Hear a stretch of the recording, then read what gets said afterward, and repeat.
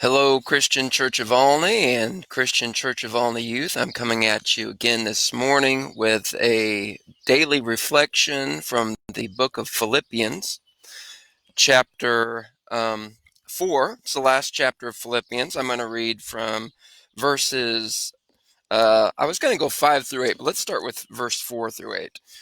Verse 4 starts with, "Rejoice in the Lord always. Again, I will say rejoice. Let your reasonableness be known to everyone. The Lord is at hand. Do not be anxious about anything, but in everything by prayer and supplication with thanksgiving, let your requests be known to God. And the peace of God, which surpasses all understanding, will guard your hearts and minds in Jesus Christ.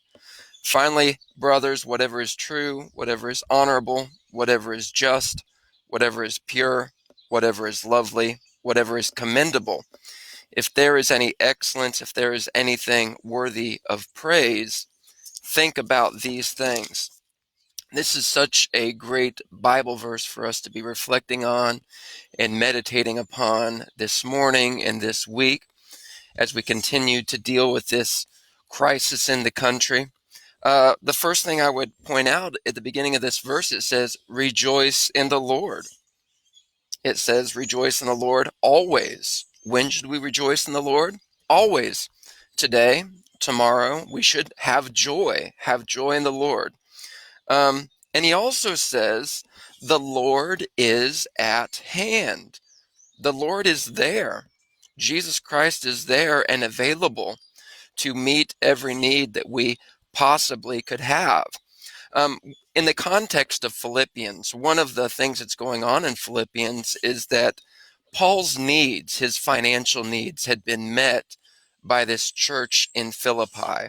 And Paul has written to the Philippians to say thank you for the gift, but also to say, you know what, I've learned how to live with a lot of things.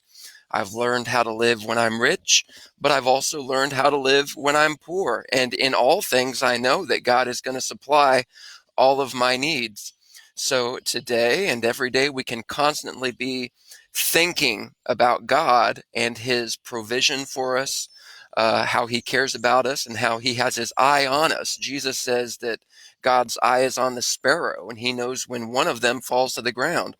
And how much more will he care about us and take care of us when we have a need? It says, do not be anxious about anything. That word anxious is the word we get anxiety from. Don't have any anxiety. Don't worry about anything. Don't worry about what's going to happen today. Don't worry about what's going to happen tomorrow. But instead, do what? By prayer and supplication with thanksgiving, let your requests be known to God. So if we have a need, we go to God and say, Lord, I have a need. Can you meet this need for me today? I know that you can, and I thank you for meeting the needs that I have every day. I thank you that you met my needs yesterday. I thank you that you're going to meet my needs again today. Because why? Because remember, the Lord is at hand. Jesus Christ is at hand, and he's there and ready to meet every need that we have. We just need to be thankful. We just need to rely upon him and know that he's there to meet any need that we might have. And then Paul writes, the peace of God, when we have this attitude, the peace of God, which surpasses all of our understanding, will guard your hearts and mind in Jesus Christ. Because when you're at peace, you're a better Christian. When you are at peace, you are able to minister to others. When you are having anxiety, when you are full of dread and fear and doubt, you're not good to anybody because everybody has to comfort you. Everybody has to make sure that you're feeling okay. Everybody has to make sure that you don't have fear, that you don't have anxiety. But when you can trust in God and know that Jesus Christ is going to take care of your every need, then you can provide a peaceful environment for other people to enter into and find the grace of God just by being around you. And then verse 8, I wanted to end with this. Finally, brothers, whatever is true. I'm going to stop there.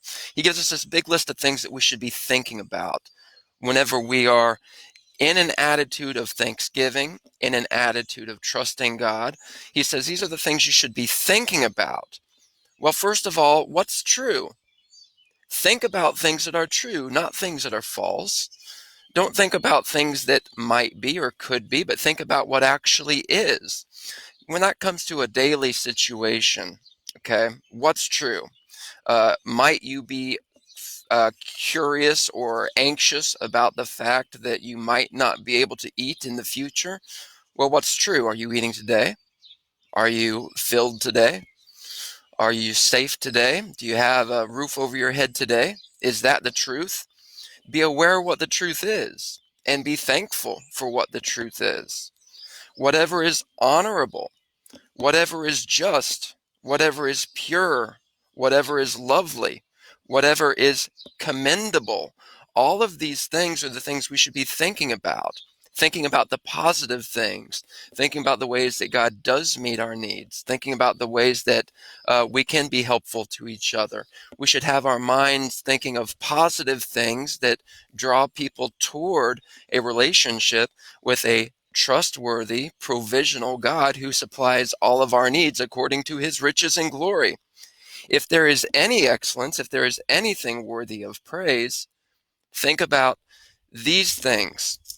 So, as we continue to trust God today and tomorrow and next week and for the rest of our lives, let's continue to have this attitude that Paul reminds us to have. If we have any need at all, we can bring it to the Lord and he will supply any need. Why? Because he is right there. He is at hand. He is not far away from you. He is close at hand, and you can say, Lord, I have this need. Please supply it. And our God will supply every need that I have, every need that you have. And this is another important time for us, because sometimes we say, God, I need this thing, supply it. Your word says, if I have a need, supply it. And so you ask God, say, supply this need, supply this need, supply this need. And then you don't get that need supplied. Well, some of you have been fortunate enough, like I have, to be in that situation where God doesn't give us something that we thought we needed. So what does that teach us? It teaches us that it's not a need. We're still alive. We're still getting by. We're still living from day to day. We take our prayers, we take our supplications and our requests, we go to God and say, God, I need something. The other thing to remember, though, is that God is a father, and Jesus reminds us, if we have a need, we can go to our Father and say, Lord, I have a need. And he says, which father, if a child asks for a fish, would give him a snake? Our God doesn't give us negative gifts. He gives us positive gifts because he loves us, he cares about us, and he wants to take care of us. So that's our reflection for today. I encourage you to reflect upon these positive things, reflect upon these things that could be helpful to you in times of anxiety, in times of stress, in times of fear, and in times of doubt. Remember that Jehovah Jireh, our God, is a provider who provides every need that we have according to his riches and glory. I hope you find this encouraging today, and may the peace and the grace of Jesus Christ be with you today and forevermore.